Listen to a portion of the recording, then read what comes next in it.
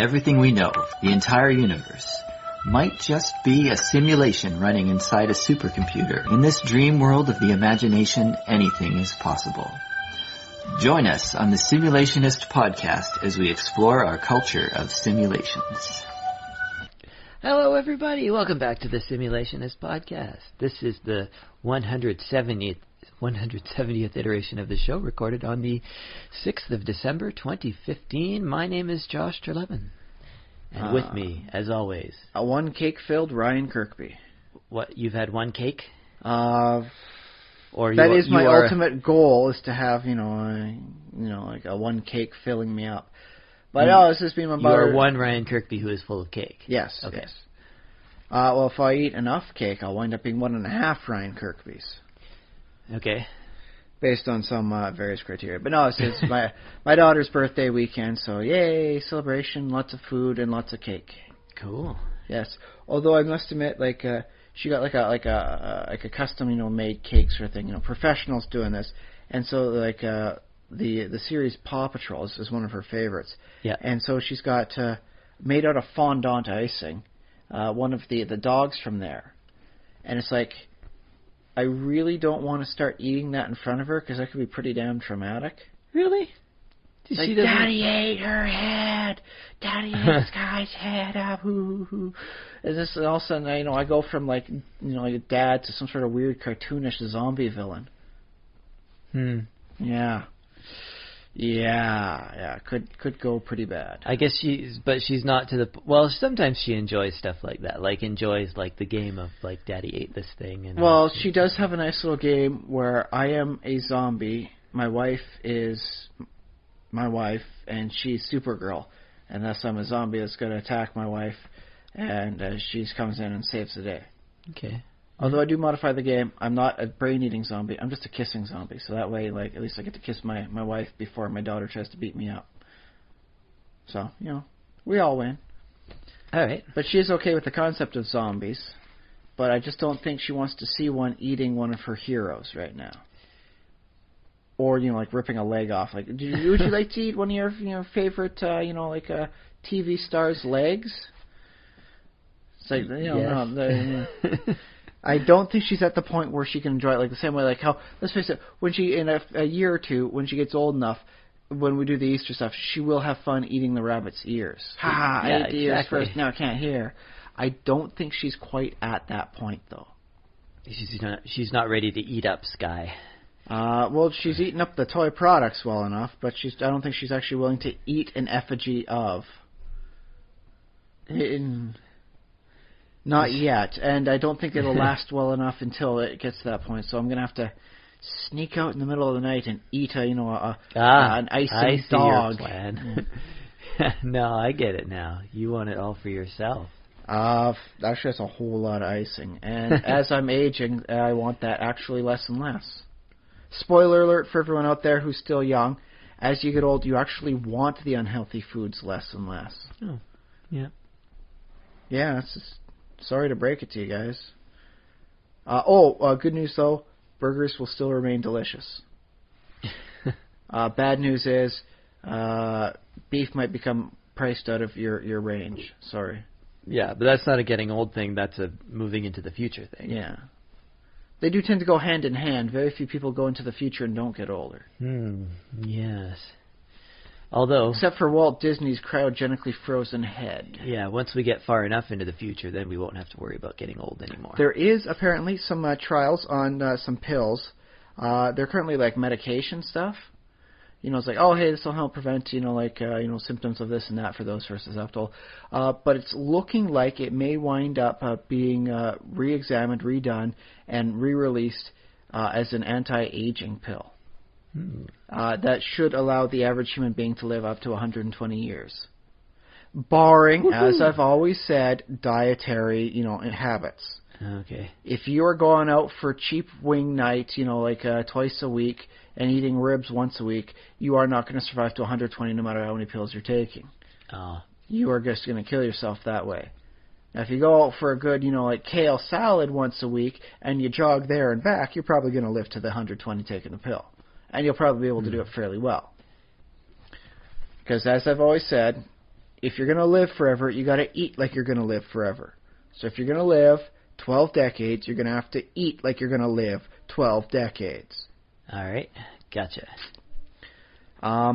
Honestly, I don't know if I want to make that sacrifice. Yeah. Chicken wings are really, really tasty with the right sauce. Without the right sauce, they're still pretty darn good. So, I guess balance is the key, but do you really, really want to live there at that cost? At what price? Indeed. But now that I'm a dad, it's like, I kind of want to see where this story's going with the story of my daughter, so I'll eat healthy so I can keep watching the show. Yeah, you only really need to stay alive till she's about, 25, 30. Then she's fine after that. Well, she'll be fine, but I mean, that's just when things start getting great for, like, the story of her independent life. Yeah, okay, I guess. So, I'll have to stick around until she's at least 50. And then there's going to be the grandkids. I'm going to want to follow their story and on the whole thing like that. So, I guess I will have to eat pretty darn healthy. Oh, well. So, yeah, what have you been doing this week, Josh? Sorry, news-wise, what have you heard this week, Josh? What have I heard this week? Dwarf Fortress. That's the game that we like to play, although I haven't played in a while. But that's the game that we like to try and play, but it'll eventually kill you. And not within 120 years. They released the version 42. This marks the first major release they've done in about a year. Yeah. So they've added a few more things. Instead of like the standard breaks that used to happen, if you played the game, eventually it'd be like instead of just oh boy, we're gonna go like fight the goblins. Like no, time for a break, and then they'll go for a break and then fall asleep for a month, while the goblins ransack your place. Yeah. That's out. Okay. What dwarves now have is accumulating needs and desires based on their traits. Yeah. And they can fulfill these in places like taverns, which they will finally start using like goblets and tankards for. No more taking the entire barrel and drinking straight out of that like some sort of crazy primate savage, man. Right. So yeah, they can still, if you don't have any mugs, don't worry, they'll still drink out. They won't like get sober just waiting for you to make mugs for them. I see. But yeah, they're actually acting like civilized hardy dwarves, smacking like they can finally make like gold goblets dripping with all the various gems you've harvested out of the earth, and they can drink from that and enjoy it like proper good dwarven royalty, right? So yay!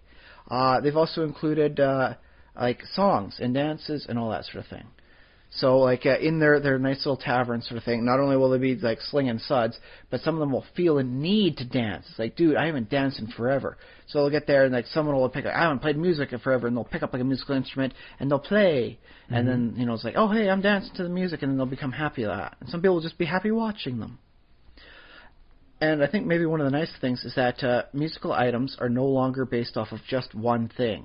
So you can't create, like a lute out of just stone. Okay. It actually comes from various pieces and all that, so you actually got to get the strings for the thing, and you got to get this and that. Man, such a detailed game. Well, it's mimicking real life. Yeah. So, hooray. And they've got temples now, so that the more pious dwarves can become happy praying to the deities of their choice. So that's actually something that matters now. It's like, oh, hey, this is a dwarf who's an ardent follower of this. I guess I better make a temple of, God this. And the fun part, for those who are playing, and fun in quotations and out of quotations, right? Oh, yes. Is that the temples can be profaned by dwarves having a bad time, and they can get cursed into vampires and were creatures. Okay. So hooray! You don't need to wait for one to come to your fortress and uncover who it is. You just need to lock a dwarf in an area with a temple and make sure life is horrible enough for them to profane it and hope for the best. To get your vampire dwarf. Woo! Some pathfinding stuff fixing up on that so that goblins will properly find their way into the fort and not just stop dead when the leader's dead and they'll just mill around forever. So hooray! Some nice stuff on that. That said, I haven't actually played it yet because I know Dwarf Fortress well enough that I'm waiting for all the game crashing bugs and computer crashing bugs to get determined and weeded out. Oh, yes. So yeah, it was on the 1st I think it was released, like the 1st of December version 42.01 is released. The next day, 42.02, 42.03, and so on and so forth, as like the bugs. Okay, this is a problem. I can fix this up here. Release the new version. So I'm waiting for things to stabilize myself. Okay. That said, there's something to be had for crazy fun. One of the most fun things you can do in Dwarf Fortress when you're bored is open up like one of the creature files. Control A, Control C, Control V, Control V. And that'll take everything, select it, copy it, and then paste it twice. Okay. So that there'll be duplicate entries. And when the game has duplicate entries, things go all sorts of crazy. So you'll, like, instead of having like 7 dwarves, you'll have like 3 living wagons on the map moving around. And then, there'll be something like socks burst into flame. And does all sorts of crazy stuff. And it will crash the game. And it will crash and, it'll possibly corrupt the whole world you've generated. Right. But it produces some crazy, fun, weird results. Okay. I recommend you do it at least once. But don't be prepared for the longest game of your life. C'est la vie. Oh, kids will play with toys now. So the toys that you make in the game, kids will actually play with. And they'll, instead of just like standing around, like talking to people and developing the best language skills ever, they'll be like playing make-believe with their like little, Dwarf Fortress mini play sets. Nice. Yeah. So I'm actually pretty happy on that. That's something I'm digging. Although they have also put in libraries.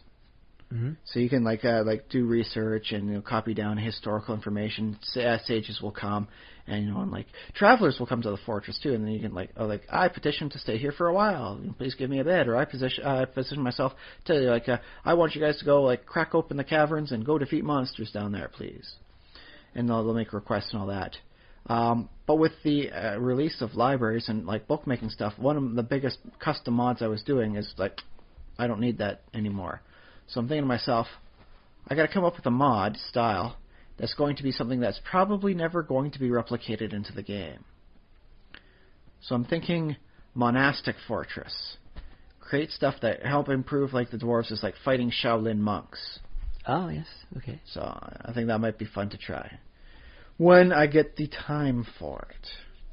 Because, and this is a bit of a delayed one, but in a related topic, the Thaumcraft mod for Minecraft has the version 5 released. Okay. But I haven't played that one yet either, because the guy's still working up some stuff. He's done a lot of revamping. He's gotten a lot of input. People didn't like the nodes, charged nodes for spending energy. I kind of dig it. I mean, it wasn't exactly my cup of tea, but I kind of dug what they were doing there. So yeah. But that got taken out and replaced with something else, something similar. Mm-hmm. Golems are currently out. They're going to be revamped. They're going to be built I was looking up some of the older versions of Thaumcraft, and it used to be that a straw golem only did this one type of task. A wood golem only did this type of task. And then, with the version I'm at, version 4, it's a golem can do this, but some of them are stronger than others. Straw golems are weak. So if you have a straw golem trying to chop down trees, it'll take it a long time compared to an iron golem. It was extra strong and just beats the wood just crazy. So I don't know what the guy's doing, how he's going to revamp it and change it. But right now there's no golems at all in there. It's kind of need them. I'm using them for some of my most efficient processes right now, and I cannot bear to stand not having them with me. So I'm going to have to skip on the mod until it gets that stuff added up. Oh, well. Mm-hmm. So, yeah, there's lots of stuff coming out, but it's stuff I'm not picking up because of instability or... what do you call it? There's a specific term for when you release a new version that has less features. A downgrade? A retrograde? I don't know what that's called. Yeah. There's a specific term for it. I believe some people call it Apple grade. And other people call it Microsoft grading. Yeah. They release an updated version with less features. But that's all petty talk. I'm pretty sure there's an actual unique industry term on that. Yeah. Suffice to say, it's not considered complete for me for either of those. So, All right. Yeah. So yeah, those are the big news things for this week. What's being out and about. Yeah. Aside from everyone's still playing Fallout 4 and starting to burn out on that stuff. Mm-hmm. Yeah, that's the thing. I am hearing some people saying, like, I'm finally starting to burn out on these quests. And it's like, I want to go do something else now. So it's nice to know how long it takes before you get tired of the new hotness and go back to the old classics. But yeah, what do you like? You haven't been playing any of the new hotness. You haven't been playing any Fallout 4, have you? I've been playing the same old Minecraft. What you been doing in that one, then, Josh? What I did in Minecraft is, I'm not sure if I mentioned this last week, but I actually defeated that wither that I had let loose in your my wild world. wither. Yeah, I had a wither running wild around in the world, and I defeated it. Like, the way I did that was, the reason that it went running wild was because I thought I could take it on with some substandard equipment. So I had, I had diamond armor, but it wasn't enchanted as to the max, to the most I could possibly have it. I didn't have blast resistance on the armor. Yeah, I hear you gotta have that for Wither. Yeah, and basically, I mean, that was pretty much it. And I didn't have the best possible bow and sword. And this is pretty much vanilla. Like, I don't have any extra enchantments or any extra abilities on weapons and stuff. But it's so yeah. My arrow of Wither slaying +5. Yeah, and I had a smite sword, but smite didn't seem to work too well on the wither for some reason. But it actually, the first half of that fight is a ranged or sort of ranged fight. I mean, that boss is so cheap because it's a flying boss and it shoots explosives at you, so it blows up the ground underneath you so that you fall in a hole and you can't, you have to either hop your way out. Or get some blocks and block up your way out, or or dig get a shovel and dig your way out, something like that. So it's super cheap, and it flies just far away enough that you can't reach it with a sword, right? And it flies almost directly above you, so it's very hard to aim. In fact, it flies just at the limit of, how when you aim backwards and up, you stop at some point, right? Yeah. Like, you can't go any further back. So apparently, your character actually has a functioning spine. You can't just crack it, and keep twisting. So you can't shoot arrows, like at a certain point you can't shoot arrows at it anymore because it's directly above you. And then it's basically, it's firing these, like it's taking every advantage of the, the messed up of the fact that it's a game. So you think the next version, like the 1.9 with the combat update, is going to fix that, or just make things even more challenging? I don't think they're going to touch the wither for a while. I think they're going to leave that one alone. They may add other. What's the other? They're adding combat changes. So do you think the changes they're going to do to combat is going to make it easier, from what you've seen, or is it going to keep things just as difficult? It might make it a little harder. I don't think they're changing the bow, as far as I know. There's going to be better arrows, so there might be an arrow that will actually inflict more damage on the wither than what currently you can do. And there's what they've added on the sword is like a cooldown for, you can't swing as fast with the sword. Oh, I've got that already on my chopper. Yeah, okay. It's because whenever I'm holding it, I've got mining fatigue 3, and so it's Oh yeah. Which, despite its power, actually works against my innate combat style of click it all to hell. My semi-broken mouse will attest for that one.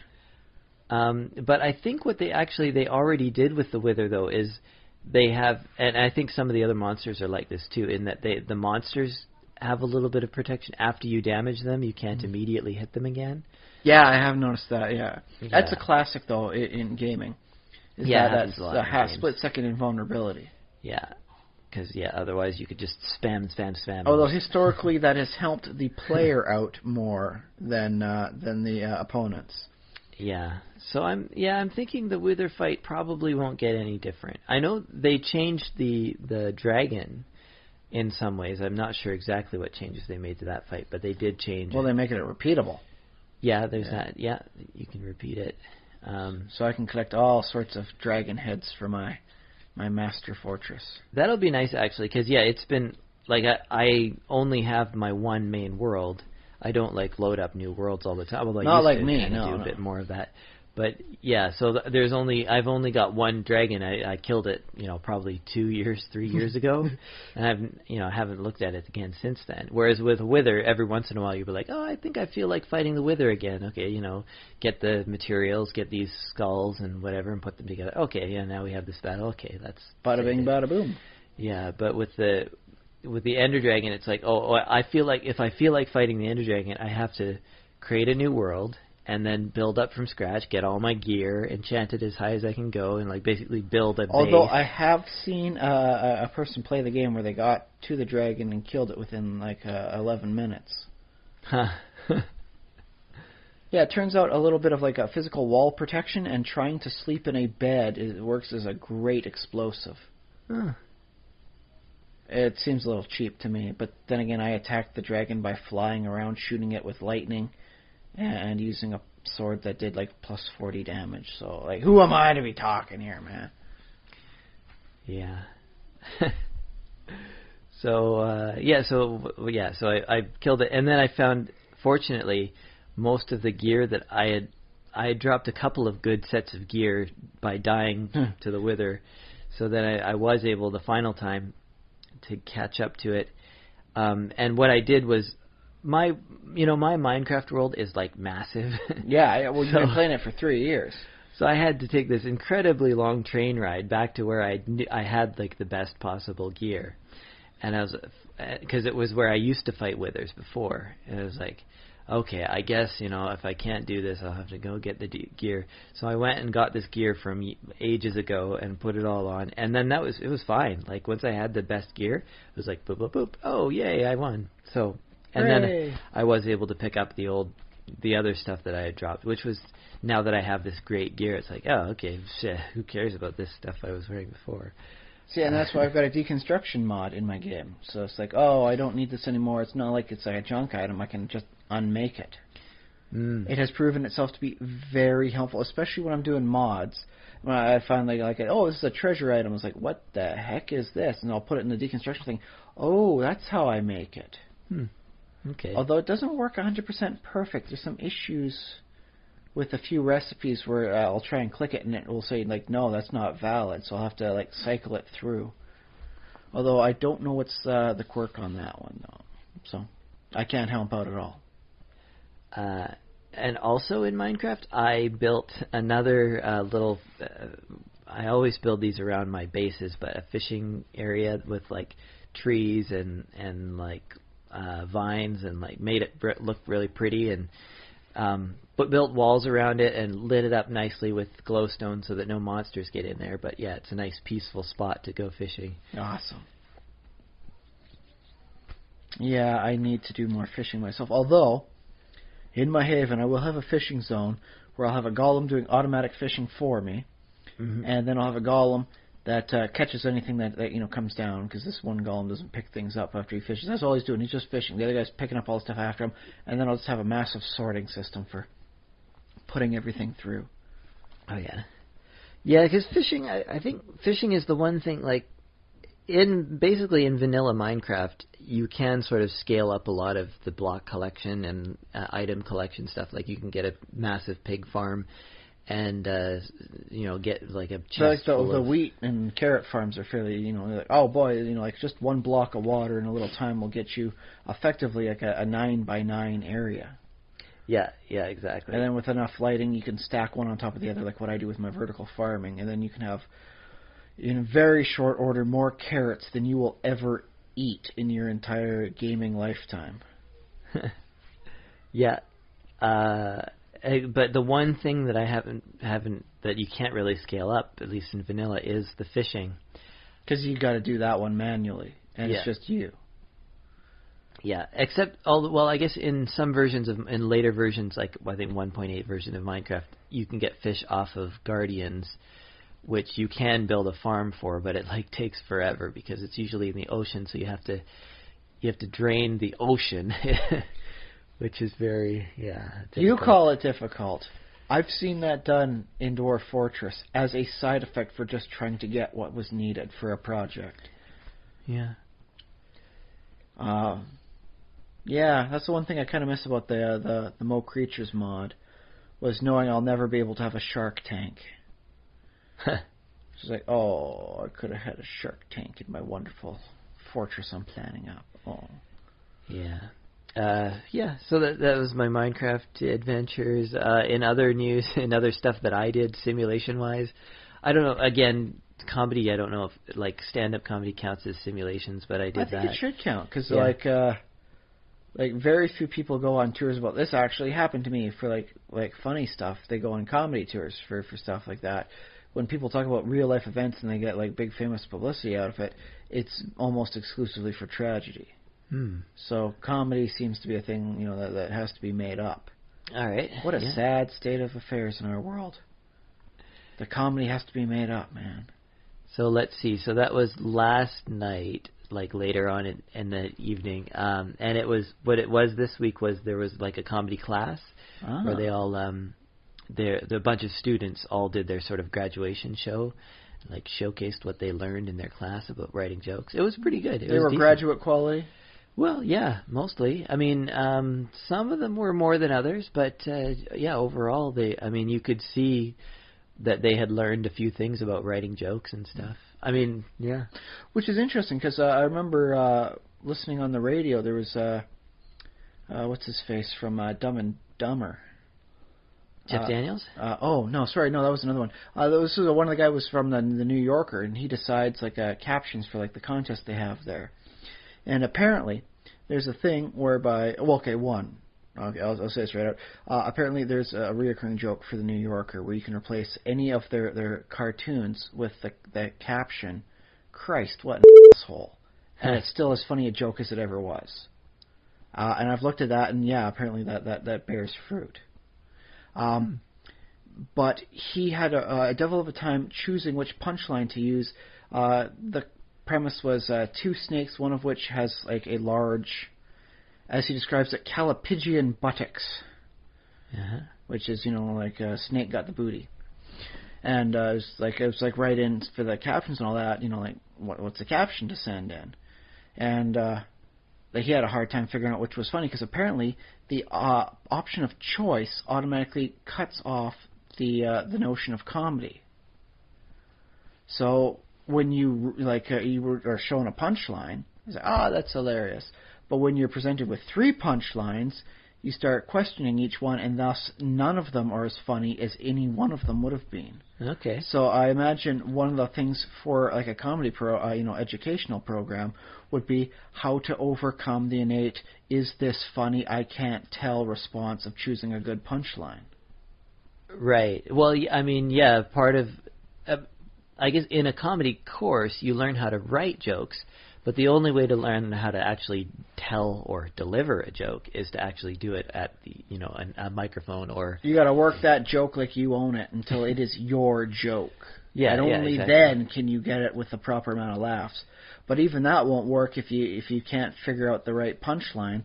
And if you've got multiple punchlines to choose from, what do I say for my final line there? It's ooh, I can't tell. Nothing seems funny because I'm analyzing it.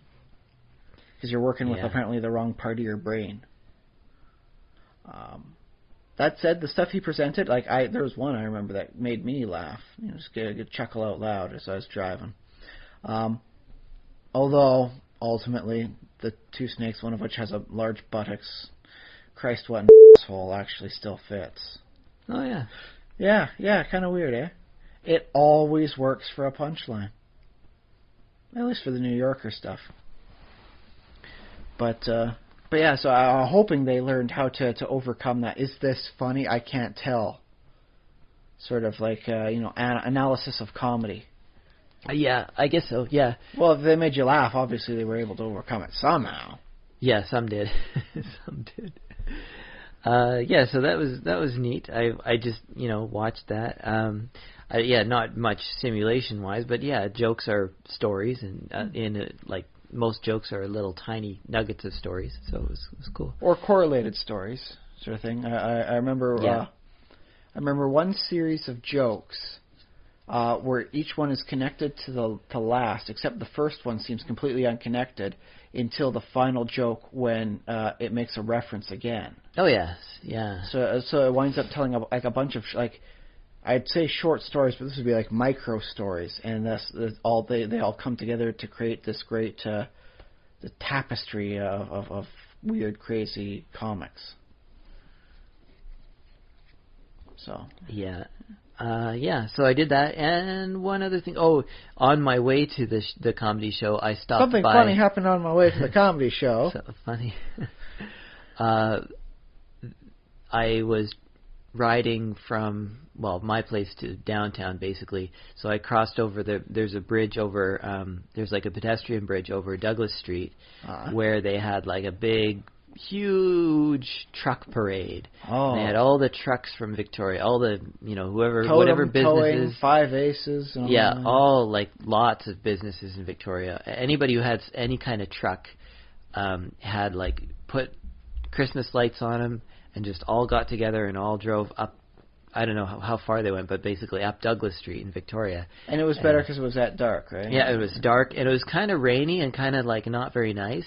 But that's okay because they're trucks. Trucks don't care about if it's rainy or not. Well, I actually, I really liked that aspect of it because it was like, oh, this sucks. This is miserable. It's dark. If this was a flower parade, it'd be canceled. It was funny because I was on my way there and I was hearing this weird noises. I'm like, what is that noise? Like, is somebody playing music in their basement? Get a little closer. No, it sounds like horns honking. What is the horns honking? At some point, I clued in that, it's December. It's probably the well, at least you remembered. I would have just been like, what the heck is that? And just had to follow it out. And it's like, what is going on here? But it was really cool because, you get up close and it's just this explosion of light and noise and there's people lined up on the bridge in the dark and the rain and they all have their hot chocolate and their raincoats and stuff on. So, parkas and for the cold, I'm sure some people were a little bit miserable, but overall it seemed like people were kind of adjusted. If you're miserable, you'll leave the dang thing. Yeah. I ain't having fun at this parade. Yeah. Bad weather weeds out the people that are having a less than stellar time. But I liked it because it's like sort of humanity like striking back against the darkness and the cold and it's like, no, look, we can make this light and that we can have all this joy in the dark part This is one of the most miserable months of the year, save February. February being the official miserable month of the year. It's like, it's dark and it's rainy, but we shall produce light and mirth. Yeah, exactly. So they were all honking their horns. They had police and fire trucks down there too. The fire they would occasionally do the siren noises just for fun. Scare the old folks like a block away. What's going on? I keep hearing the sirens for a second. Now, I'm not sure what that has to do with simulations, but I guess we'll talk about that a little bit. Well, that's the thing, though, is like, it's not something that happens naturally. It's not something that just, like, people decide on. It's something you have to make happen. Mm-hmm. And a parade is, I think, maybe one of the most abstract, forms of fiction out there. Yeah. It's like, it's like especially when you see the stuff like, like the parades and all that stuff, it's like people aren't doing this like naturally. It's like a parade doesn't just naturally form. You get enough people, all of a sudden a parade happens, right? It's like everyone has a little bit of fiction. Everyone's like, okay, we're going to decorate it up like this. Mm-hmm. And that's the thing is a fiction is a form of art, right? Yes. Yeah. And figure this, I think Christmas is one of the best times of the year for art. You have people with absolutely no artistic inclination except in December when they deck their entire house up in color blinking lights and they show it off to the rest of their community at their own expense because hydroelectricity ain't for free. Yeah. Right. Yeah. And so it winds up being that these people that are otherwise like staunch conservative, I don't support the arts and all that, doing art for the community. And I think that's a beautiful thing. Yeah. And so it's I think it all connects up with the tapestry of fictions. Okay. Well, that was what I witnessed, the things I took in. What were yours? Didn't play Dwarf Fortress, but I did a lot of reading on it. Okay. Didn't play Thaumcraft 5. Did a lot of reading on it.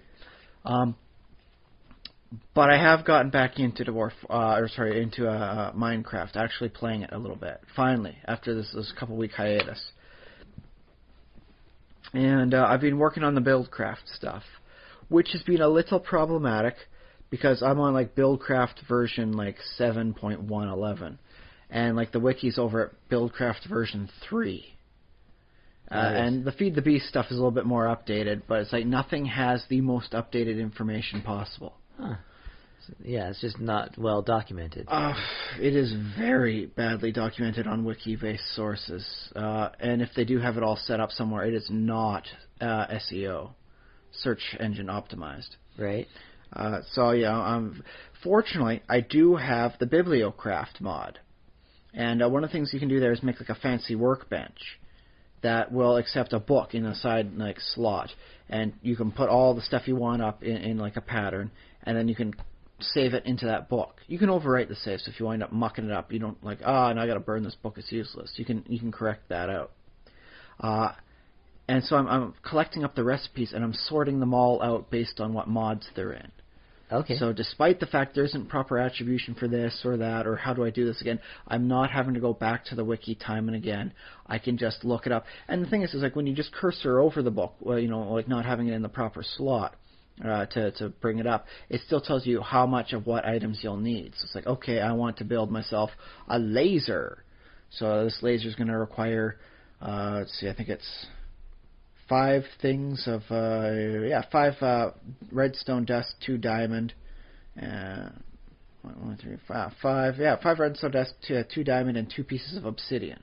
Okay. And so it's like, I don't actually need to bring that up in the fancy workbench when I'm cursoring over. It's like, okay, here's an ingredients list. I'll get them all together, pop the slot in for the book, and then just import items from your inventory, make it. Yeah. So hooray! Not as easy as what they do over at the Yogscast stuff. They're using some mods that'll like automatically make items for you. Oh yeah. You have to like program in what you want and all that stuff and get it done once. But other than that, it stores the information and then you just call for it. It's like, I want a this, and it makes this, even if it's a highly complex item. I kind of like the extra work. It's not like I'm working on a time limit here. Okay. Yeah. And the only time limit I have is the time between after my daughter goes to sleep and when I get tired, which sometimes is not a very wide stance. But, right. I'm working on it. Figuring out how all the pipes go for the Buildcraft stuff. And, oh, my goodness, I think I can really, really create a great sorting method and a system for all the stuff I'm doing. Such that, because right now what I have is like a magic hand mirror that when I'm out and about, I'll throw things into the mirror and it'll pop out in my fortress on the other side of a magic mirror. And the golem will pick stuff up and put them into a chest for me. And then my chest sorts out through a bunch of hoppers into like, I think it's 4 double chests. So I got like 4 double chests of storage space. But what I could be doing is having it set up whereby it'll dispense out and then like a hungry chest from Thaumcraft will eat it, or a few of them, and then I can pump them out into pipe systems, and then from the pipe systems have it all sort out into one massive sorting system. And no, don't get me wrong, I don't think it'll wind up being the quickest system, because the items will have to traverse the physical distance, here and there. Yeah. So I'm going to have to figure out, am I going to have, my basic, raw materials, cobblestone, this and that, basic blocks up at the start, how am I going to sort everything out? Am I going to have one massive system or multiple minor systems? Because what I could have for my farmland is just have golems throwing things into like chests that'll hopper box into a single Jabba system, like quantum barrel that'll take me over to my sorting thing, and then it'll all sort out into the various food areas so I can store all my foods in one separate area. As opposed to just hooking it all up into one, my God, it's so massive, gigantic storage complex. But I should be able to have everything hooked up and put into a system whereby it won't take up too much space and I won't have to be manually sorting items out. And I'm kind of digging that. As a project I can get into, even though it's going to take me a lot of diamonds. To properly sort items out into, to go through, I want this item to go through tube end blue, and this one to go through tube end green, and everything else gets unmodified, so, it goes through tube end white. Mm-hmm. Each one of those requires, a diamond transport pipe. 8 diamond transport pipes are made for every 2 diamonds and a block of glass. Okay. So I'm going to need a lot of diamonds. But I got a decent amount of diamonds right now, and I'm using the growable ore mod to slowly grow some more. Oh, yes. No, honestly, I should probably get going on that one and just create like a diamond harvesting field for the stuff, just so I can get some real diamond increase speed. But I'm doing a lot of work right now, so it's like I can only work on one thing at a time, buddy. I'm not a machine. Right. For now, at least I'm not a machine. I'll see if there's a mod that'll allow me to turn myself into a robot. Okay. But yeah, I'm having fun getting back into it and figuring out how the game is played with this mod in here and doing this and that. And it promises, because I mean, like as I said, like the diamond stuff, like it sorts things out. But for each color tube ending it's going to go out of, and it will only accept up to 9 items. So there's still limitations. Like I can't send like 40 items go up this way, 50 items go off the other. I can't do that with one pipe system. I'd have to work through a multiple series of pipes, doing it 9 at a time. So there's still limitations, and I'm really enjoying that. Oh yeah. Okay. Like for instance, I could do like obsidian pipes, and they'll suck up items close to them, within I think it's only about a 2-block radius of the open pipe. But the obsidian pipe only works when it's next to a chest or only one other unit of pipe. It won't work in any other system configuration. So it's like I could have all these things sucking up materials that I'm producing and popping out, but then I'm going to have to hook it up and I'm going to have to power like a transport pipe to suck things out to put it back into like the full system. I can't just like hook up an end to it like obsidian transport pipe and suck up stuff. Okay, yeah. So I was like, okay, I appreciate that. It's still a little challenge. It's not as easy as it could be. You're still making sure it's not easy button easy, but it's, moderate challenge. Yeah. Granted, all I have to do is hook it up to a chest that's hooked up to a wooden transport pipe, which exports things out. That's all that the wooden transport stuff does. Export stuff from a chest or a barrel. And that's got to be powered through some sort of engine, so it's going to be I think it's like 3 squares is needed, because the redstone engine won't work unless it gets powered by a redstone signal, so I need like a lever next to that or a redstone torch. So I was like, okay, there's still some limitations. I can appreciate that. But I'm thinking, with this transport system, what I could do is combine that with my the mod for chemistry, MindChem, and I could create, through the use of barrels, like a periodic table of elements for storage. And that really, really appeals to the nerdy me. Yeah.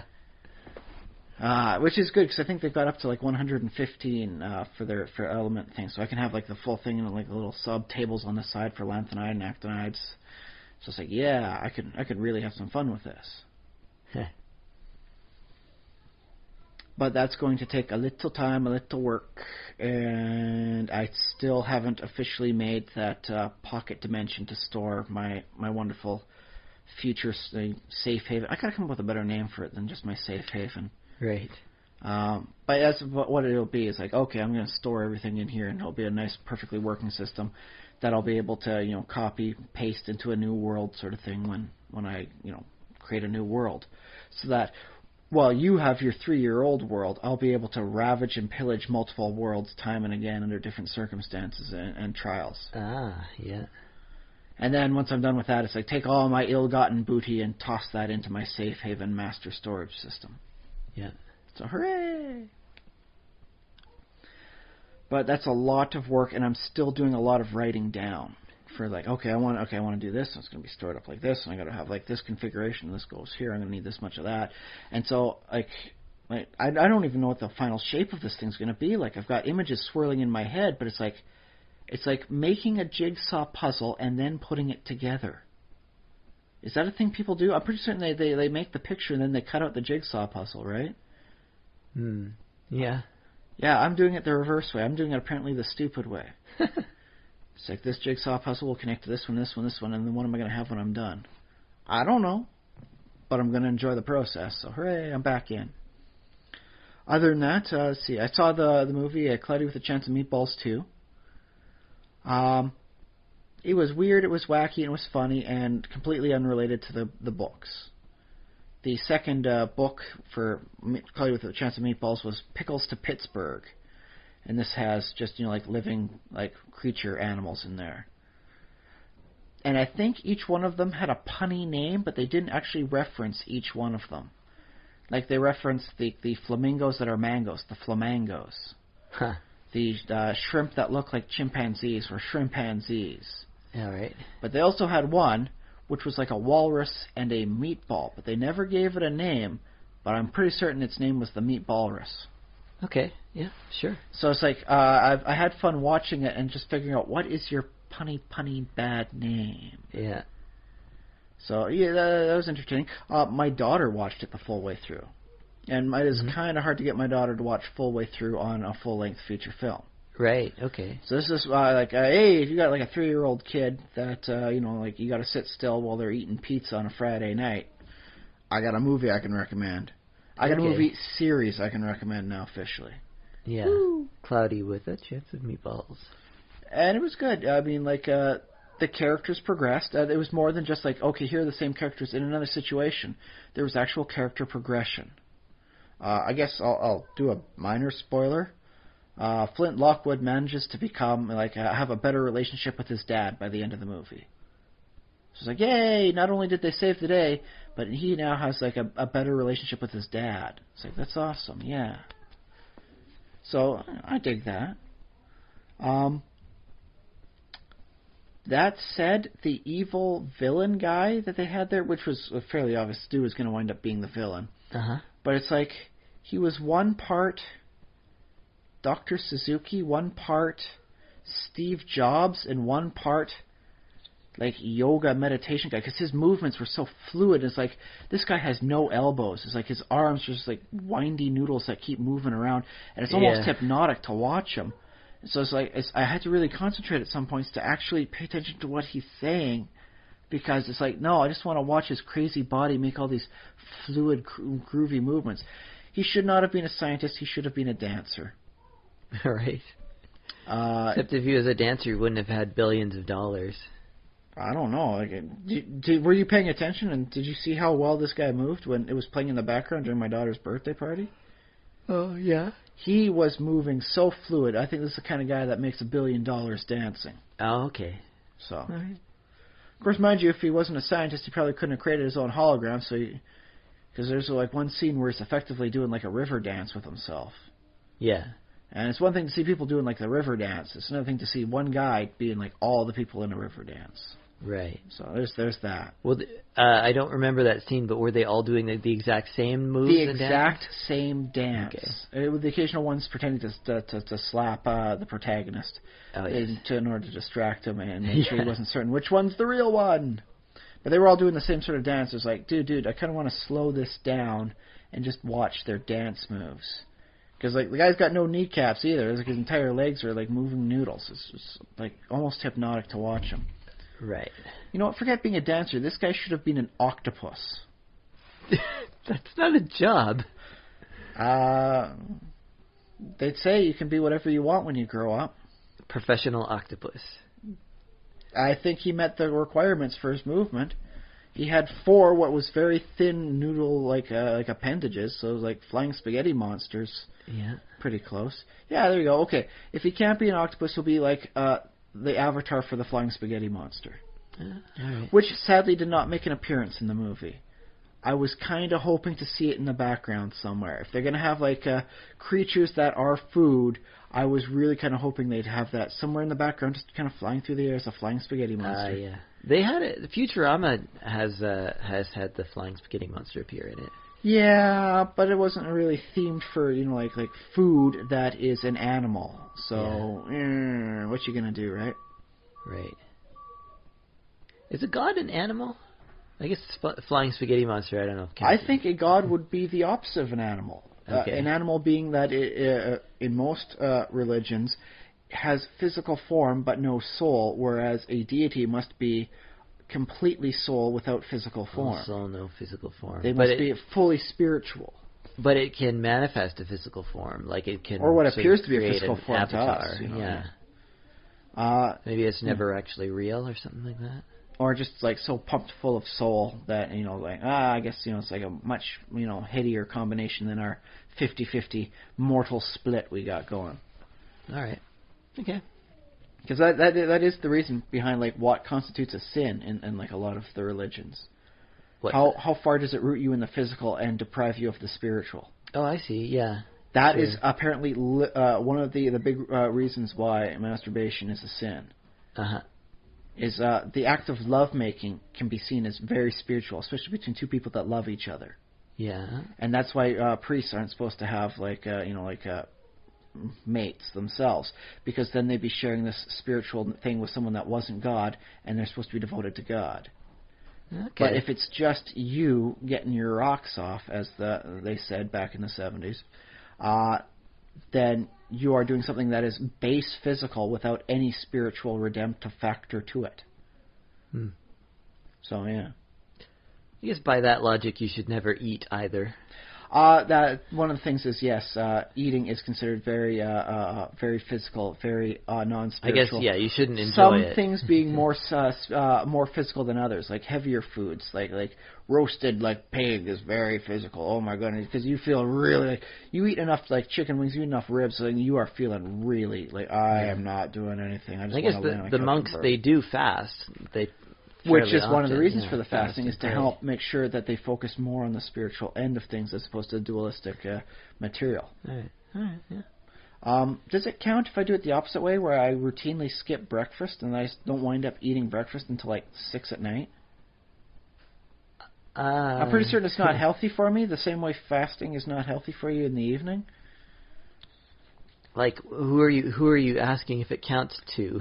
Like I'm asking you there, Josh. Is like, does this count as being spiritual if I just skip breakfast and don't eat until like I'm done work for the day? Well, if you're asking me what I think, like I actually think you get, because I have the opposite philosophy, is that you get more spiritual when you really. I'm more of a hedonist. Like I think redemption and salvation is to be found in the physical, in enjoying it, and at the same time sort of recognizing it and being grateful for it.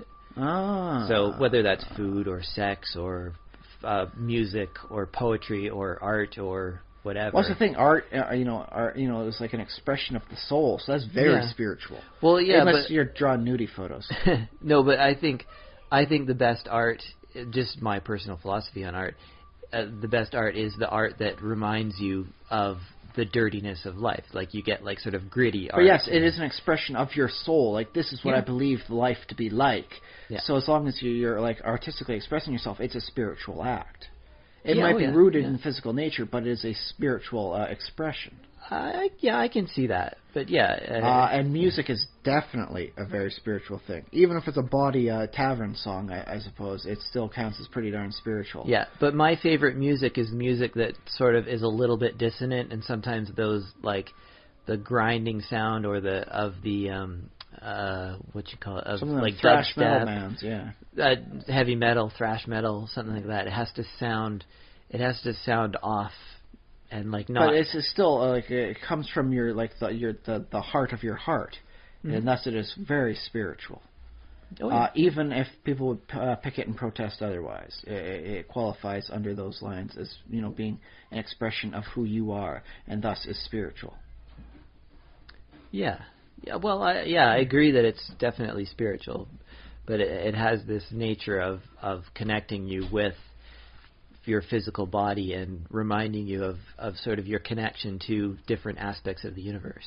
So the more spiritual music is the stuff that makes you just sit back and just think, as opposed to the stuff that makes you want to dance. No, it's both.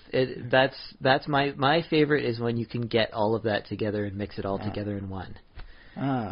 Like when you can be moving and thinking at the same time, and thinking Yeah, because I guess there's another kind of art that's like, you can sort of lose yourself and you stop thinking and you just sort of groove, Yeah. And that's cool. That's fine. It doesn't work for everybody. I mean, there's some stuff you really want to like do the math out on first, which I believe also should count as spiritual. Oh yeah. Math is so abstract it has to count at least somewhat spiritual, I believe. Yeah, but I mean, but you asked me about like how spiritual things are, so I gave you my weird. I don't know how well thought through this is, but oh, it's okay. That's okay. At least it's a perspective and an opinion, and I can't fault you on it. Sure. So where does gaming land on like the aspect of physical gaming? Yeah, it's the ultimate expression of, well, I guess because it's collaborative art. So in the sense of like love making being collaborative, like spiritualness being a good thing, for the soul. Then because you're like with more people, but without like getting any STDs out of it, that must be really good for spiritual. I think gaming is right up there. Like especially multiplayer or in-person gaming together is really high up there. I like it. Although, let's face it, Minecraft must be pretty darn spiritual because like people will play for days and days just creating a labor of love, and it's like that's got to be something, like an artistic endeavor there. Yeah, and it's true. Like I participate in a lot of activities that are kind of cerebral and maybe don't involve the body because when you play, like gaming, sort of you can contrast it to sports, for example.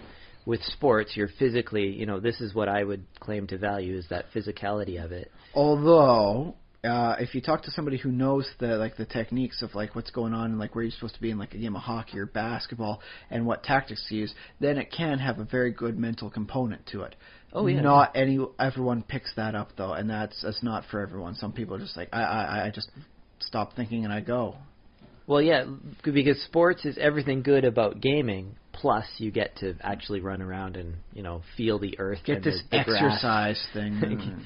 Exercise. And like physically tackle the other people, players in the sport, which you can't do when you're gaming. You shouldn't do. If you're tackling your fellow gamers, you're probably playing a little bit more hack and slash than is ever recommended. Yeah. So I couldn't say why I prefer gaming over sports. It might be that gaming is more inclusive of a variety, like because not sports, everyone can run up and down like a soccer field for an entire match. Yeah, they don't have the stamina. And but, sports is hey, roll a die 20. Yeah, you run around the match properly for the whole thing. There you go. Yeah, there's a question of like who's the best at this, and like we're going to put these other people who are not so good off on the bench and the side, and they're going to sort of either cheer on or just be available in case someone else gets hurt.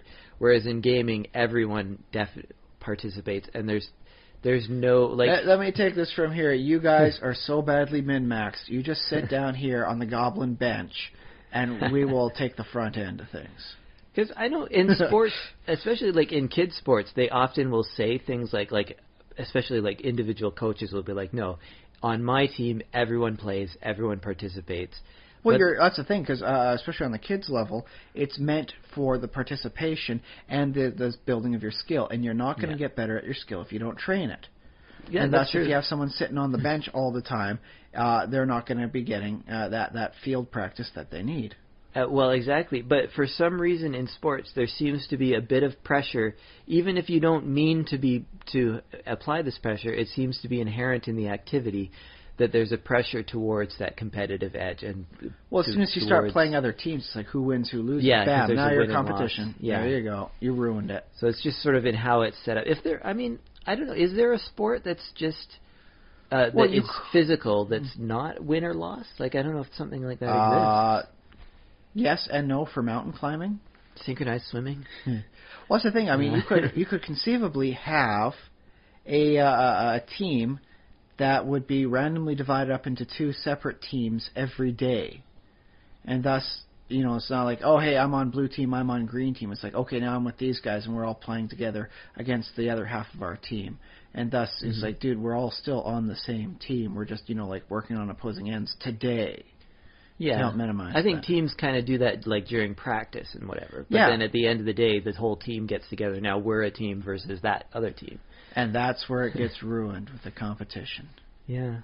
Well, and I mean, I say competition ruins it. Competition does it's a different animal, right? It's not that it's bad, but it excludes something.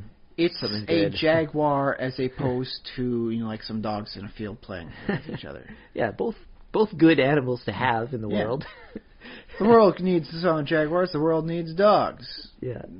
But not both everywhere at the same time. Yeah, but they're not interchangeable. Yeah. You wouldn't have a jaguar on a leash walking down the street. Well, I guess you could. Some people have, yeah, but yeah. You wouldn't. You wouldn't use a dog to hunt down prey. No, wait, yes, you would there too. So yeah, I guess that works well because there's some overlap between. Yeah, there's overlap. You can sort of apply them in the same areas, but they ultimately have their own. So my analogy was actually even more apt than I intended. Dig I suppose it was. Dig it. Yeah. And that's what we call the biggest tangent of the night so far. But yeah, so we want to connect up the birthday party I had with my daughter earlier this week with your parade that you saw earlier this week. Yeah. Because they're both like festivities, and when you look at it from like an outsider's perspective, the concept seems a little crazy. Like, we are going to put a bunch of trucks, fill them with lights, and then have them drive slowly down the road for people to look at. It's like all at the same time. Yeah. It's like you guys are trying for a traffic jam. Yeah. Whereas, for my daughter, like, cake is understandable. It's like, here's a young kid, here's something tasty for you to eat on a day of celebration. But the bit that's weird is like, I have put a small fire on top for you to put out. You light a fire on top of it. Yeah. The amount of fire will be directly proportional to the length of your life so far. So it's like, that seems a little crazy when you look at it from the outsider's perspective. But it's like, no, dude, just a birthday candle. You blow them out, make a wish for good luck. I would be interested, at some point, maybe we could do, I don't know, like a research podcast. Sometimes, do you ever listen to 99% Invisible, that podcast? It's one of the, well, actually, I don't know if it's actually NPR, but it's an NPR-style, like, documentary podcast. Oh, well, I do listen to a lot of NPR. And they sometimes will go into the history of something like the birthday candle, like where did that come from? So I'd be curious. We're not going to do this right now because we don't know the actual origin, but I'd be curious to hear like a podcast episode about like where birthday candles first, were invented or whatever. So there might be. I know where the Christmas card came from. Do you? Yeah. It's like Victorian England. Oh, okay. So I think one guy made it for like his wife, and then like everyone was like, "Oh my God, that's an amazing idea! You sent no, wait, it was his mom. He sent it to, not his wife." And it's like, "Oh my goodness, that's an amazing gift to send somebody. It's quick and easy and portable. It doesn't take up a lot of room, and it shows that you care." And then like, bam, 4 years later, everyone with a little bit of spare cash was sending stuff through the mail. And that man's name was Frank Hallmark. Sure, yeah, we'll go with that. But it was actually around the era for like a Christmas Carol was written, and that's what the Christmas Carol the book was like, I love my friends and family so much, I'm gonna write them a story about Christmas, and then a Christmas Carol was written, and that it was like, wow, you damned overachiever, you have so killed the bar for everyone else. That guy was a prolific artist. We're talking Dickens, right? Yeah. Charles Dickens. That guy was a prolific author already, so or was that his first story? No. He's already he was doing the writing stuff then, but still, it's like, my God, man, you ruined the Christmas presents for everyone else. Like, oh, here you go. It's a personal written story of professional quality, just for you guys. But I think maybe in later years I'll release it to the mass public, make some cash off it. Right. It's like, you burned my biscuits, buddy. Ooh. But yeah, I mean, like the concept otherwise would be like, I sent you a piece of paper with an art design on the front and, a little note of well-wishing, on the interior. Seems a little weird. Yeah.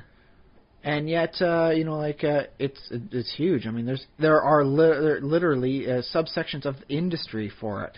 Valentine's Day cards, Mother's Day, Father's Day, Christmas, even like Halloween cards. Man, it subdivides itself into like sub-industries. It's that big now. Yeah. Well, I like that it coincides with, like you mentioned, Victorian England, because that's sort of the era, what we think of as the rise of the middle class in this world where you're not poor anymore. I mean, you're not rich, but so you need something that you don't necessarily give people, fruit cakes and oranges and food because they can probably afford their own. Yeah. So it's at that point where, but you're not rich, so you're not getting them like exotic, like here's a hippopotamus, or here is the giraffe, as that old line. Yeah, it's this middle class thing where, well, a nice note would. Yeah.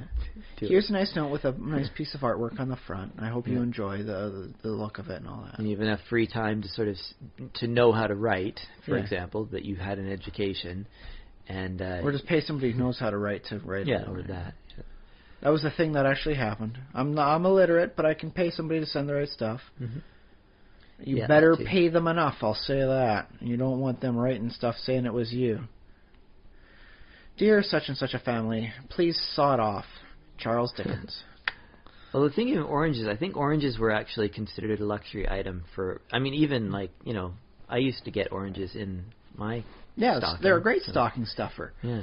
Because from a parental perspective, it beats the pants off more chocolate today. Yeah, at least it's a fruit. Yeah. It's got some vitamin C or Although something for in my it, I own don't know. daughter, I think her Christmas stocking will have bananas. She's a rather large banana fan. So Yeah, I'll customize. well, that's a good fruit. Yeah. Yeah. Very good for a young kid to eat too, because that way they got like a nice area to hold on to without getting their hands dirty. Yeah. But I was thinking another good thing about parades that I like in a fantasy setting is, how you give the player, sometimes you draw a map of the city. Yeah. You're like, here's the city, here's this district, that district, that district. But if you have like a festival or a parade, all of this sort of merchants, business owners, and also the little like the company, the military divisions, like because in parades you see like the cadets and you see the Lions and the Shriners and the Legion and I hate to say it, I don't see the Lions as often as I used to in those parades. yeah, maybe not. I guess hope the it's best good, for yeah. them. Man. There are some groups you don't see. You don't see the Freemasons marching down the road. Right? Yeah. And the Scouts. Yeah, there's your conspiracy thing. Why aren't they marching? Why do they? I thought the Shriners were the Freemasons. Is that maybe they're two different organizations? I'm pretty certain they might be different. Okay. I'm like 80% certain. Okay. All right. Let's go with that. It's kind of hard to take like the Freemasons as a secret society seriously if you see them riding tiny cars with fezzes. Yes, but that's the genius of it. They're It's hiding in plain sight. It's the disarming thing. It's like, oh, how Exactly. serious can they be? Look at their tiny little hilarious fezzes. Ha ha ha. Bam! Mind control fez has got you. Yeah. Ooh. Okay. Not bad. But the thing about this fantasy medieval setting is you can sort of display all the little organizations within this town and say, oh, look, players, there happens to be a parade in town, and you can sort of list off that, there's the Thieves Guild float. Oh, okay, the Thieves Guild might not have a float, but The Thieves Guild has the Clerics Guild's, float. It happens every dang year. And that's why they don't get free healing from the church. I like that. I actually kind of want to see that happening. The Thieves Guild actually has someone else's one. You have to figure out which one they've replaced the people with. I guess the other thing is I don't know how long we've had the idea of the float in the parade either. Like I don't think because that usually Kind of is coincides with a car.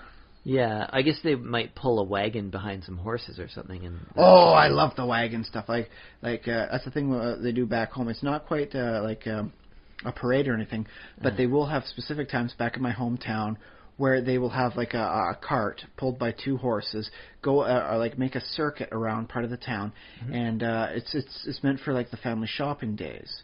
And they go slow enough that the young kids, you can hop up, and they got people there that they'll hop down and help scoop the kids up, and the kids will go like down the road, tuk, tuk, tuk, tuk. Okay, I need to get off here, and I hop the kid down. So it's kind of like an old-fashioned sort of like taxi thing as the kids go around searching for Christmas presents. Oh, and it goes to like stores or It goes around like the main store areas.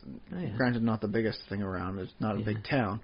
But that, and there's like when it's with like enough young kids, they'll be like kind of like a big brothers, big sisters sort of thing, where it's like, okay, you're looking for these sorts of things for your parents. I know these stores will have them, and so they'll accompany the kids so that they don't have to be accompanied by the parents. So that they'll go back with all their presents they've bought, get them wrapped up, and thus the parents won't know what they got.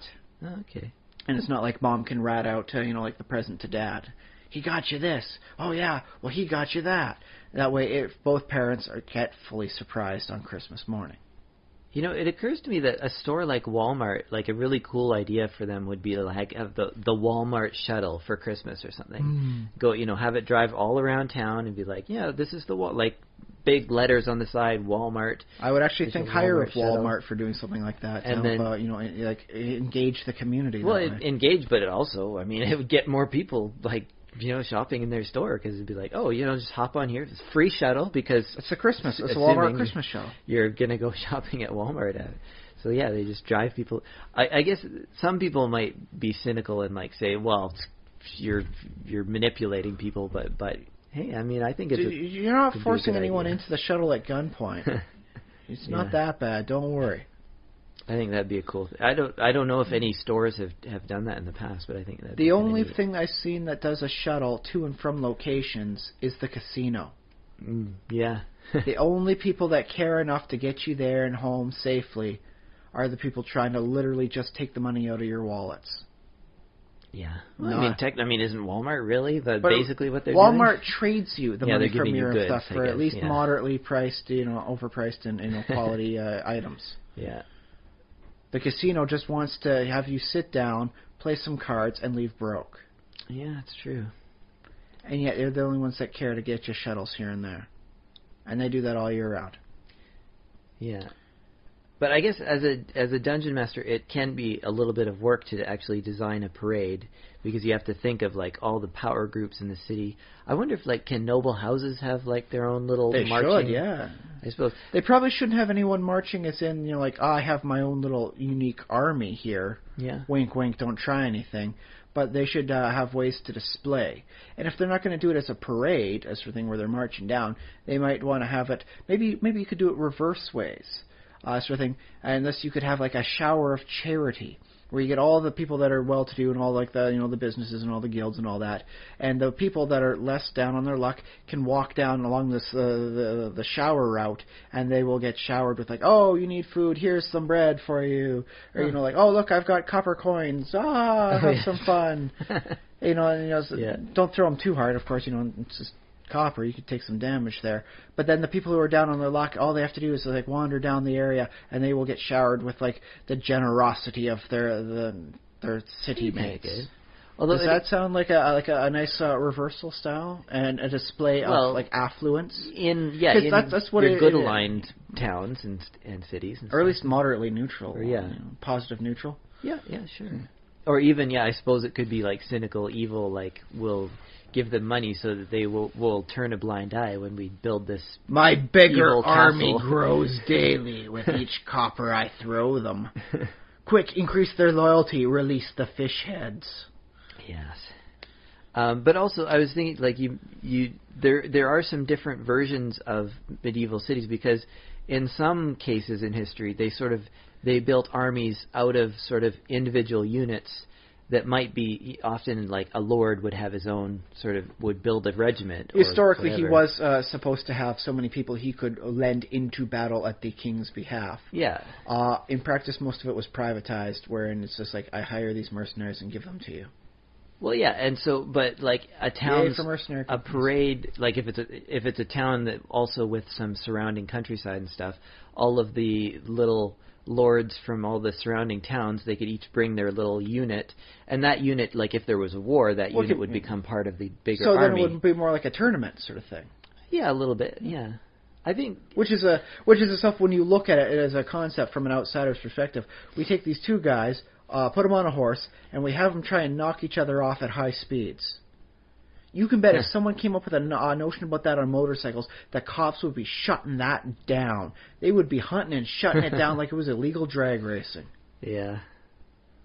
And it's like, no, that was just how they did it for a tournament. It's like, great honor for all who attend. Just don't poke each other in the eye. Well, I mean, nowadays we still have boxing, even though boxing is very dangerous. It's not as popular as it used to be. You will notice the greatest fight to have happened in the last 5 years took place with two more elderly of the people there. It might. There's no big young bucks doing the next Thrilla in Manila. It might be the case that boxing is declining in popularity And you hear more there and more just aren't a lot of people lately. willing to get shot in the head repeatedly by another man's fists for a career. Well, I mean, if you do it well, you can be really, really rich. Yeah. On the other hand, with the amount of shots to the head you take, like, what matters richness when you can't remember anything? Well, exactly. Like, I hate to bring this up, but Muhammad Yeah. Ali, for all his vast riches, is not having the greatest quality of life. At this, now, or is he still alive? Yeah, I believe he is Yeah, still he is. alive, yeah. But yeah, he's not. The sheiks have well there. got him pretty bad. I don't think he can have full recollection of how many grandkids he's got. Right. Conversations are not very easily held. So at some point you got to question yourself, like, dude, is the money really worth it when I'm effectively sacrificing my quality of life?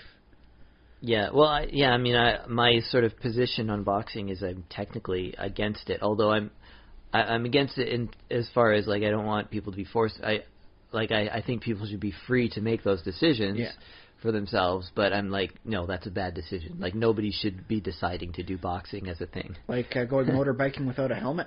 Yeah. But that's just my counterpoint to your people would shut down jousting is, no, we do dangerous things, and for some reason our society seems to have a way to allow them, even though, jousting is not a thing anymore. You think we could bring it back? I'm bringing it back, yo! Jousting for life! I like to imagine that, we could, and it would have that sort of MMA culture around it. It'd be that, Extreme jousting! they'd like trash talk each other before. So instead of like on horses, joust. it's just like two bungee, like wires, and you each like are standing up on a pedestal, and you gotta jump down and swing down, and try and hit the person as you make your pass. I almost, like, that's in my head, so, like, now that you say that, that's in my head so strong a visual that I feel like I have seen that on American Gladiator. They may have done stuff where they were, like, trying to swing, like, their giant cotton swab bats at each other as they were going up and down, but I don't think they were actually trying to do a jousting thing. Yeah. Like, work the trajectory out, go, go, go.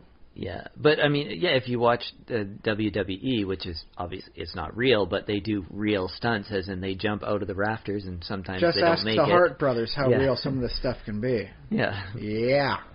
It's lethal if you get it wrong. But I mean, think about all the people who died doing jousting. Yeah. But that's a bit of a tangent, though, because like another tangent. But like jousting, I think is a great example of like a crazy tournament sort of thing. Like it's like, why would you? On the other hand, it does have a reason. You can go back and figure out why people were doing this. It and was a like the battle maneuver. Yeah, the font of honor and all that sort of stuff to participate in mock combat, and that's how you get sports starting up. Yeah. A lot of people say sports is just ritualized mock combat. So I mean, like you could just combine that then for your D&D campaign, where anything would be like, everyone gets together and fights for one day. Yeah. It's non-lethal combat. The clerics stay out of it to heal anyone who falls too far unconscious, and bada bing, bada boom. At the end of the day, grudge is settled. And that's actually a thing. Like I think it's somewhere in South America, where it'd be like one day everyone in the town gets together and they fight anyone who's cheesed them off in the last year. And then at the end of the day, they all go, nurse their wounds, get a beer, and they set aside the anger that caused the fight. All right. Don't know how well it works. It's like, you punched me out last year, I'll get you this year. Yeah. That's human nature for you. But you could put that into like a thing. That sounds like a very orcish sort of like festivity. Oh yeah.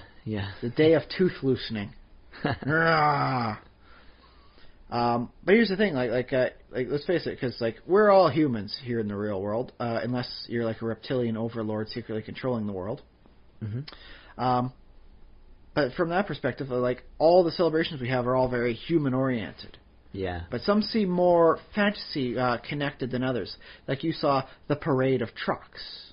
Yeah. That sounds very dwarven to me. Oh yeah. I could see the big dwarven like sort of military parade with and we light things up and we show all our digging implements out and there we go. Yeah. Whereas something like an elven celebration. What would you describe for that? If you could keep the tree alive, I think the Christmas tree celebration sounds very right. The elven does like love of passion combined with their love of nature. Yeah, we make the trees look something pretty once a year. Yeah. I don't know if you could have somehow a living tree in the house or something so you didn't have to chop it down. But Well, it seems like an elven thing where you'd have like a tree, growing like you know how you got your little tiny bonsai trees. Yeah. The elven households would be like a full size tree, but they make sure it doesn't grow like too big, and they just keep that one pruned in perfectly. So it'd be like a 6-foot bonsai. No, 5-foot bonsai. Elves aren't always that tall.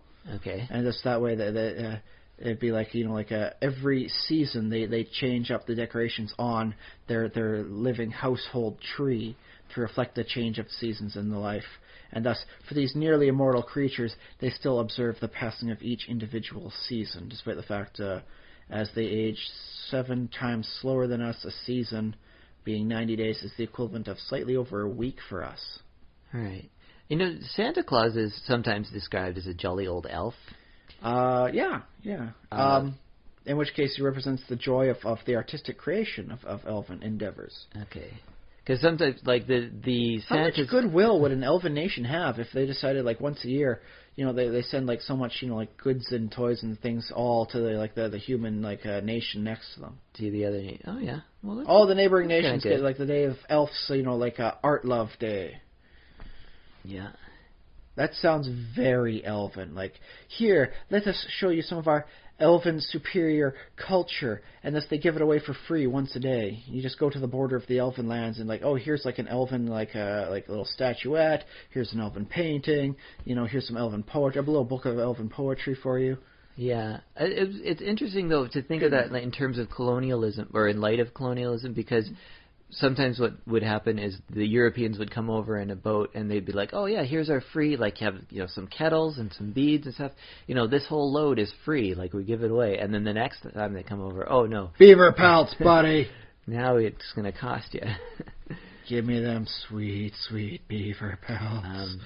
And then in some, like, intercultural exchanges. So what would the elves be demanding in return for all these artworks and stuff that they're giving off? I don't know. Well, maybe okay, raw materials, raw ore. No, they need soldiers. They're immortals, and while they're good with the stuff themselves, they know they cannot always, fight every last little goblin and kobold that infringes in their territory. Okay. I'll go actually with kobolds. Kobolds are a nice arboreal species as well. Yeah. And so yes, the elves. They give off this artwork and all these beautiful items to all, the great households and all that. And in return, they need, we need mercenaries every year to help against, the spring kobold invasions. So, yeah, they're effectively buying the mercenaries through art and beauty. Yeah. Because, if an elf lives, 7 times longer than us, but doesn't have, oh, yes, I've got 72 kids sort of thing, because they're breeding at the same proportional rate as humans, they are very much losing a battle of attrition against something like kobolds who give birth to massive litters per year. Yeah. Another thing that sometimes happens is there are cultures where they give freely, but they the cultural norm is to not ask for a return. Like, it's expected, between in their own little land, they trade back and forth and they just give things to each other and expect something back. There is a Jewish tradition, something like that, whereby they've come up with a philosophy through a lot of debate about this, saying that charity isn't full, true charity if somebody knows that you did it. Because they can always make an argument the only reason you gave this money off was so that people knew how generous you were. You're doing this as an act of public goodwill. Yeah. And thus, the true height of charity is the anonymous donations. Yeah. And so, it'd be something like that, for maybe, I don't know, what race would do that with this anonymous donation? Well, what races are there? I'm going to go with Kender.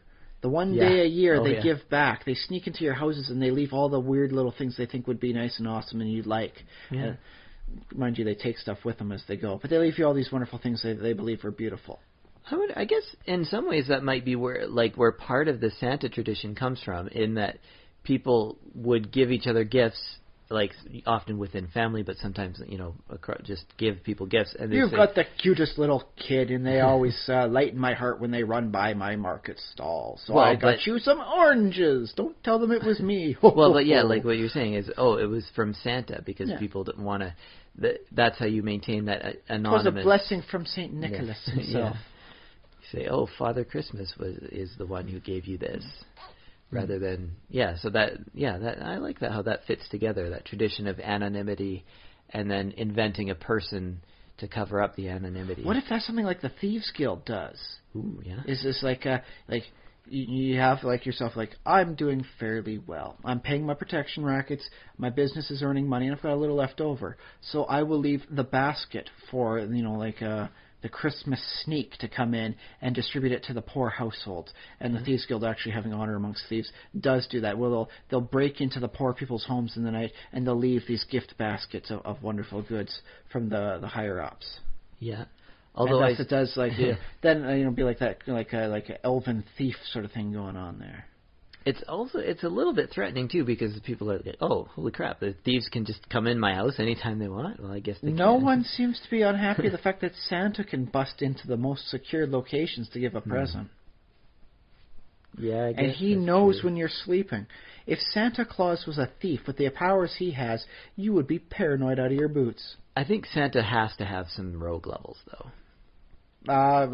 Divinatory abilities as well, so I don't know what class combo he is. He's got to qualify as like one of the old second edition like quasi deities, where you got so many ranks in rogue, so many ranks in like diviner, and I don't know what else he'd wind up having. Something to make the things. But yeah, you'd have to have like a lot more than standard 20 levels. That's not a bad thing though. He's a bigger than life sort of fellow. Yeah. But would you support like a campaign sort of thing where that's what the Thieves Guild did once a year, and thus you'd have to play out a thing where you have to, as a thief, sneak into like a oh, that'd be place, fun. Yeah. and then find a nice lower class place to deliver it to. Yeah. And not keep it for yourself. Yeah. Awesome. I'm digging that one. I'm quite liking that sort of thing, because that way it keeps things anonymous. And that's really what the Thieves Guild is all about, keeping things anonymous. It's interesting that we've talked about, in this own podcast, we've talked about the very flashy end of things, a very public, this is the parade, and here we are, and this is who we are. And then look at how great our business is doing. Woo! Look at our celebrations and our floats. And then you have this other end of the anonymous giving, and under the name of Santa Claus, and like, who is this mysterious giver? Well, here's the thing, like, Olinamara is like the god of rogues. Yeah. And thus he is like chaotic neutral. The Slad are chaotic neutral. You do not think of them in the same category. Yeah, it's true. Yeah. Well, Oladamara has that. Let's call him Oli. The two-halved mask, the happy and sad mask. So yeah, he has a kind of different aspects to his personality. But the Slad are like personification of crazy, chaotic limbo, and it's like they're all really evil. They're really just like evil light. Yeah. Yeah. One of the reasons I do not like them, but whatever. Well, I mean, if I were to use Slad in a campaign, I would probably have them be not necessarily evil, but, well, here's the thing. Dangerous anyway. Where I am sitting right now, I could put my hands and run down along a lot of polybagged Dragon and Dungeon magazines, and I'm willing to bet you, as I've said this sentence, I have touched at least a dozen encounters whereby the Slad are hired mercenaries used by evil creatures for evil ends.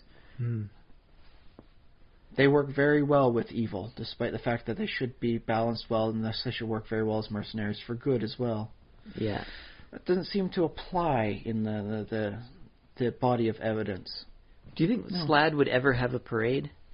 Do you think they couldn't organize enough to have one? I think it would work similar to, but instead of going from A to B, point A would be where they start, and then B would be like some sort of outer circumference. Yeah. Where it'd be like you start at the center of town, and thus they parade themselves down whichever way they want until they get to the edge of town. Yeah. Not a bad way to go about things, too, for a more chaotic alignment sort of parade. Just have a lot of minstrels singing down this. There's all this wonderful music going on and filtering out through the city.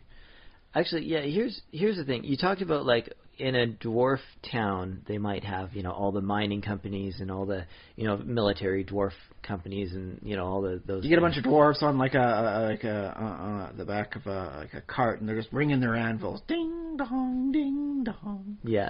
So in songs, yeah. What about in a fantasy world where there's like dwarves and elves and halflings and gnomes and maybe even orcs, half orcs, maybe even like a few Goblins, slot or kobolds, extra yada, yada. planar. Yeah, just Goblins, or kobolds, extra yada, yada. planar. Yeah, just one or two, but enough good versions of those that they could be like a little community organization. And then could you have a parade with like all of the different races, like all having their own like little floats? I could see something like that happening in Sigil. Yeah, definitely, where you got enough population of that and there's enough variety. It's like that would be a very good parade for the chaotic races, showing like, look at all the variety of life. Thus, life must be chaotic. Look at it.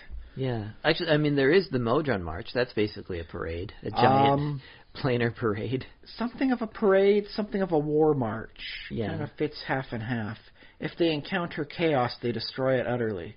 Okay. So it's like all things in Modron, it's very directed. It's very purposeful. Does the Modron March, does it make its way through Sigil at any time? It has made its way through all corners of the that's cosmos, so it's gone through Sigil at least one point. Yeah. Guaranteed. Don't think they were very welcome, but they made their march and they went out the other end. If you tried to join a Modron parade, do you think you'd get like kicked out, or somebody would be like, hey, you might be able to join them in the back end of things, but I don't think you'd be marching in the middle. Actually, that's a weird thing. Like, I've seen parades sometimes, and like sometimes a crazy person, like a homeless person, like you get a parade downtown or something, and a homeless or they look homeless will try and join like one of the marching, and will try to march along, and like the marchers, I don't know, they're very single-minded, and they don't seem to notice or sometimes it's a child, or Well, in that case, it's like the equivalent of like the jester, the fool. Like, I'm doing what you're doing. Look at this, but I'm still being me. Yeah. As opposed to like the knights who are marching is like, we have to march in unison, and thus it's they don't pay attention because they're not supposed to. They are playing their role. The other person's playing his role. I'm joining up for a little while. Look at me. I'm one of you. Ha ha ha. And thus it's a nice little take a little bit of air out of your shorts sort of thing. I think it'd be interesting to have a very highly trained, because I like this idea of a little bit of chaos, but you need a very highly trained, like, because drilling is basically what marching is. Yeah. Oh yeah. It takes a lot of training to be able to march. Oh yeah. But that in unison step looks mighty sweet. Yeah. But then every once in a while you see like a really trained up version where they do like special like little tricks and they walk between each other and stuff. Oh like yeah, that. yeah, where it's like you're at the football thing and you're seeing the thing where everyone's walking in the right way, and then when you look up from the high on the sky, it's like it's an outline of Michael Jackson moonwalking. Oh my God. Yeah, I think it'd be neat to have like a version of that was like that could be a little bit chaotic, or where you each have a little bit of leeway and then you snap back into it, or you can do a little, I don't know, individual dance. Because I like individual out. Well, I mean, there are the people like that where you got your central group marching in, and then you get your people that go about, like, look at me, I'm twirling fire on my stick, and I'm throwing out, candies to the kiddies, sort of thing. So yeah, you can have your central core, and then you've got the people going out and about doing like custom, like a little bit here and a little bit there. Yeah. So, yeah. I think elves being a little bit more chaotic, it's hard to sort of picture them being the regimented, like, parade march. Until you watch the, like the Hobbit movies where you see, like, the elven, like, armies. Oof. I think the elves in Lord of the Rings they might even be lawful good at some They are more towards the high elf, lawful end of things, as opposed to the more chaotic wood elf style. Although, you could make a martial aspect for the more chaotic thing, and thus it becomes not a parade, but the hunt. Like the wild hunt sort of style. Yeah. But I think, though, like, because we were all talking about the more familiar D&D races and all that, I think festivities make for a great point to show how far out you are. Like, when you're in the Elven lands, things are a little different. Yeah, they go on their crazy wild hunt. Maybe they make it all in play sort of thing, where, like, they get some people to dress up like animals, and thus they get hunted, and thus it's a nice little game of, like, effectively like tag. And thus they go about the town all day as, like, the official hunt, and then so you're the hunted, and thus if you can survive to the end of the day, you get, I don't know, some sort of weird elven prize. But it still seems to make sense. But you go off to somewhere far out and you get some sort of like crazy lizard folk people, and then you go on for some really weird things just to show how far out you are and how alien these things are going. Where, I don't know, they're licking eyeballs or something. Not theirs, somebody else's eyeball. It's like, oh, yes, it's a... the eyeball licking. Yeah, then once this is the day of eyeball licking. I think a good example of this in fiction, watch Teen Titans or Teen Titans Go. If you're okay with that, I know Teen Titans Go gets a lot of flack, and a lot of people aren't happy with it. Okay. People would have rather had a season 6 for Teen Titans, and Teen Titans yeah. Go, say, you're not what I wanted. Better than nothing, in my opinion. But Starfire works very well for that. She's she's from outer space, and she's got weird, crazy things like when you are sad, you eat this sad food. The bitterness helps quell and put your sadness into proportion. So she feeds this horrible. I was just like, I gotta scrape my tongue out, sort of bitter food. All right. And that just shows just how alien she is. How do you know she's alien? How come she's not just like an orange girl from Earth? Mustard isn't a condiment for her, it's a soft drink. She loves the flavor. Right. And, so I think you can, like, aside from just having it in there to enrich the campaign you're in, enrich the story you're telling, you can also use it as a way to show how familiar versus how, out there and different you are.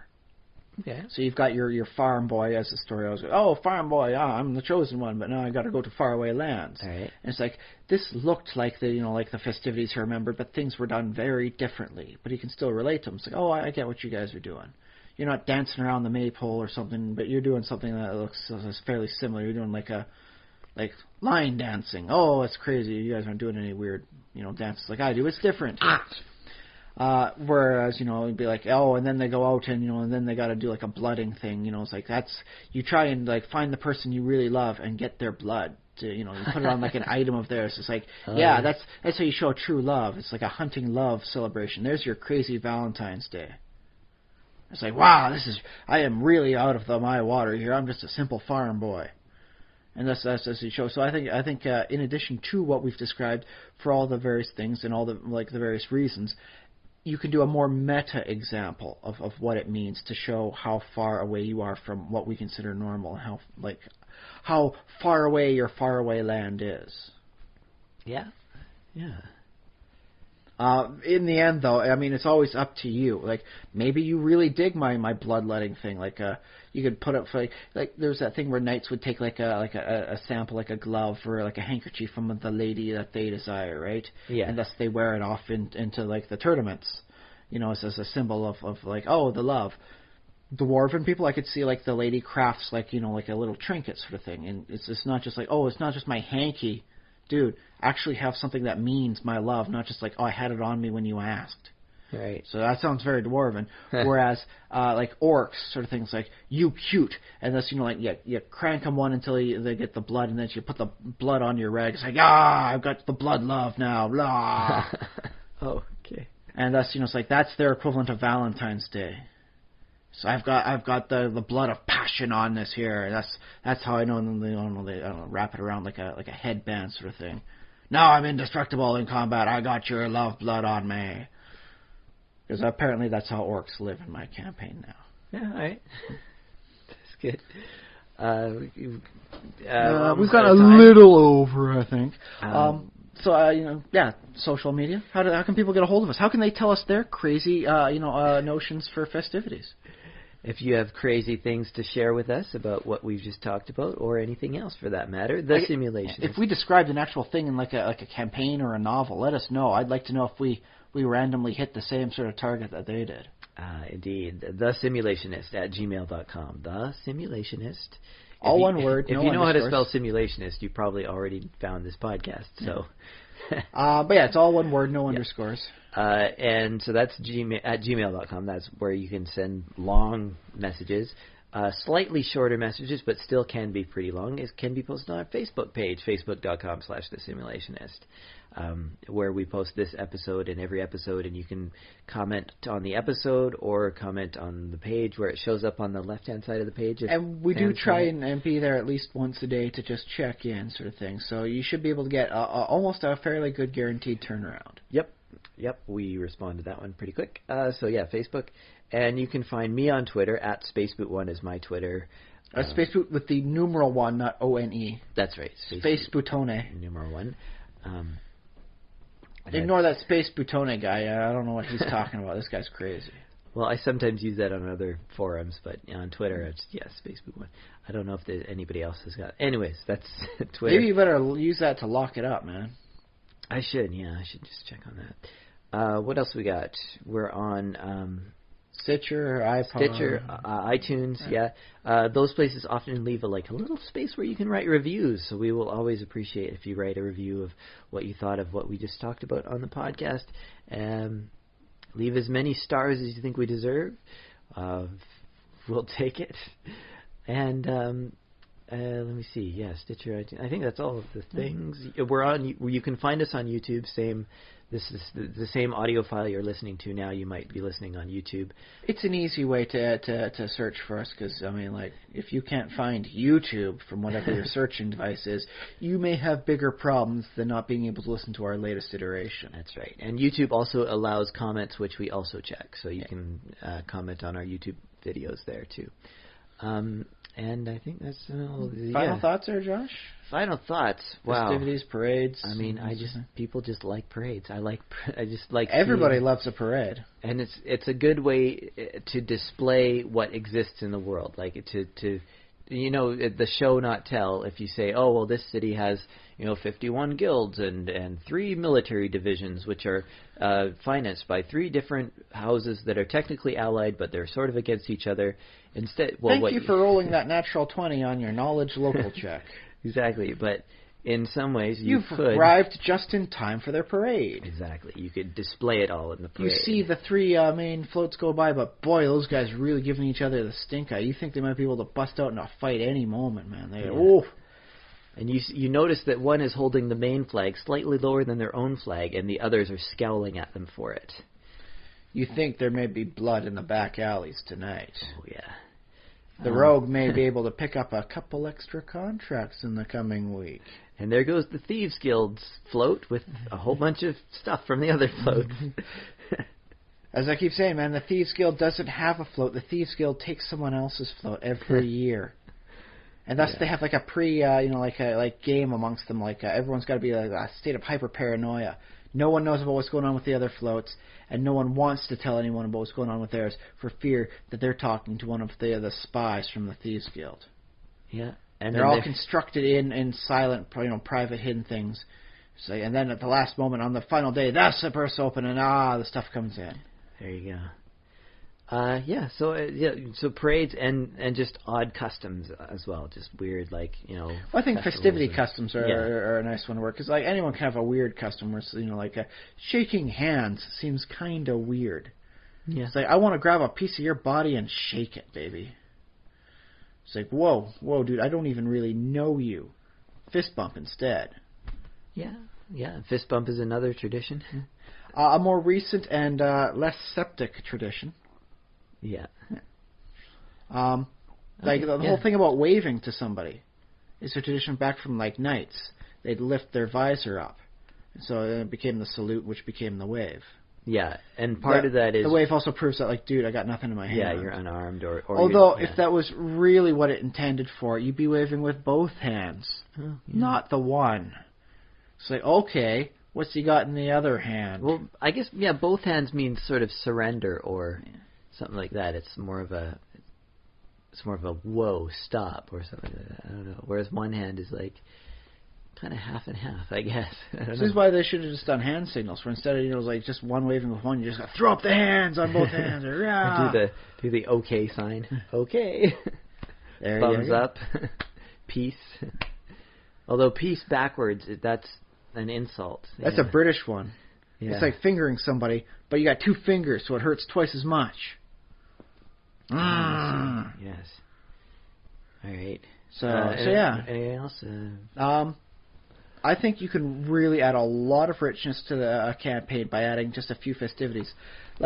I'm working with my own little sample fantasy campaign setting. A little town I call Karnatha.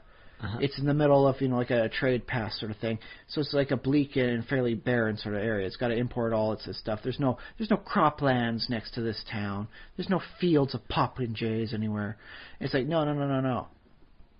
It's all barren. But now I got to think to myself, what sort of celebrations would they have? Like, I can't see them doing, very much for parades during the year, because it's a cold area, so it's like nobody wants to be outside for the parade. But they might do something for like the summer festivals. Yep. Yeah. Now I got to start thinking this stuff up to really make the richness of this campaign city happen. Thanks to this iteration, and I hope it's enriched yours out there. I think you're thinking now. It's like, yeah, man. Like, what's up with this town? What are they doing? Like, what are they doing during like the summer equinox? What's going on here? What do they do when the lake water finally melts? Yeah, exactly. Yeah, you know. Oh boy, it's sandbagging day. Yeah, right.